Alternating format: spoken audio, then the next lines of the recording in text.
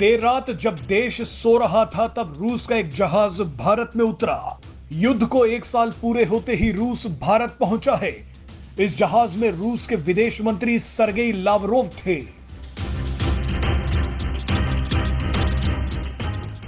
रूसी विदेश मंत्री के भारत में कदम रखते ही यह तय हो गया कि आने वाले दिनों में भारत में कई कूटनीतिक आतिशबाजियां होने वाली हैं। G20 सम्मेलन की पहली बड़ी बैठक के लिए बड़े बड़े देशों के विदेश मंत्री भारत पहुंच रहे हैं। इस बैठक से पहले कई ऐसे ऐलान हुए हैं जो आपको हैरान कर देंगे। विदेश मंत्रियों की बैठक से पहले चीन और जापान के ऐलान से भी माहौल गर्मा गया है। आने वाले कुछ दिन भारत के साथ साथ दुनिया के लिए बेहद महत्वपूर्ण होने वाले हैं, क्योंकि ये भारत के लिए एक बड़ी कूटनीतिक परीक्षा होने वाली है। आपको बता दें कि 1 और 2 मार्च को भारत में G20 देशों के विदेश मंत्रियों की बैठक हो रही है। इस बैठक में कई पश्चिमी देश रूस का इंतजार कर रहे हैं ताकि वो उस पर हमला कर सकें, और इसी बैठक में अमेरिका और चीन भी आमने सामने होंगे, जो जासूसी गुब्बारे को लेकर एक दूसरे से भिड़ चुके हैं। इस वीडियो में आपको बताएंगे कि एक दूसरे से लड़ रहे इन देशों को भारत एक मंच पर रखकर कैसे G20 सम्मेलन को सफल बनाएगा।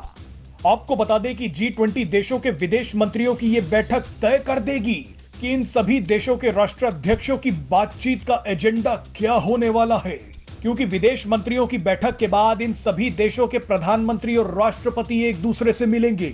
विदेश मंत्रियों की बैठक से यह पता चल जाएगा कि मोदी, पुतिन, जिनपिंग, बाइडेन और ऋषि सुनक जैसे राष्ट्राध्यक्ष कौन से कूटनीतिक दांव खेलेंगे। आप अंदाजा लगाइए कि जब रूस और चीन के सामने अमेरिका, ब्रिटेन, फ्रांस, जर्मनी और ऑस्ट्रेलिया जैसे देशों के विदेश मंत्री होंगे और इन सभी को संभालने की जिम्मेदारी विदेश मंत्री एस जयशंकर पर होगी, तो क्या जलवे होंगे। पूरा देश देखना चाहता है कि कैसे विदेश मंत्री एस जयशंकर G20 सम्मेलन को इन सभी देशों का जंग का अखाड़ा बनने से रोकेंगे। पश्चिमी देश चाहते हैं कि इस G20 सम्मेलन में भारत समेत दुनिया रूस का विरोध करे। फ्रांस ने तो यह तक कह दिया है कि अगर भारत रूस की निंदा नहीं करेगा तो वो G20 बैठक के घोषणा पत्र पर हस्ताक्षर ही नहीं करेगा। जापान ने भी अचानक बोल दिया है कि वो विदेश मंत्रियों की बैठक में शामिल नहीं हो पाएगा।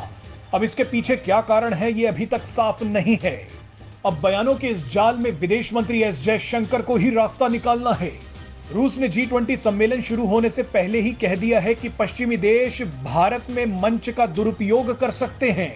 रूस ने कहा है कि इस सम्मेलन में व्यापार, जलवायु परिवर्तन, विकास और कृषि जैसे मुद्दों को ही उठाना चाहिए, लेकिन पश्चिमी देश इस सम्मेलन को यूक्रेन की तरफ मोड़ना चाहते हैं। रूस ने कहा है कि पश्चिमी देश भारत पर भी दबाव बना रहे हैं कि वो रूस का विरोध करे।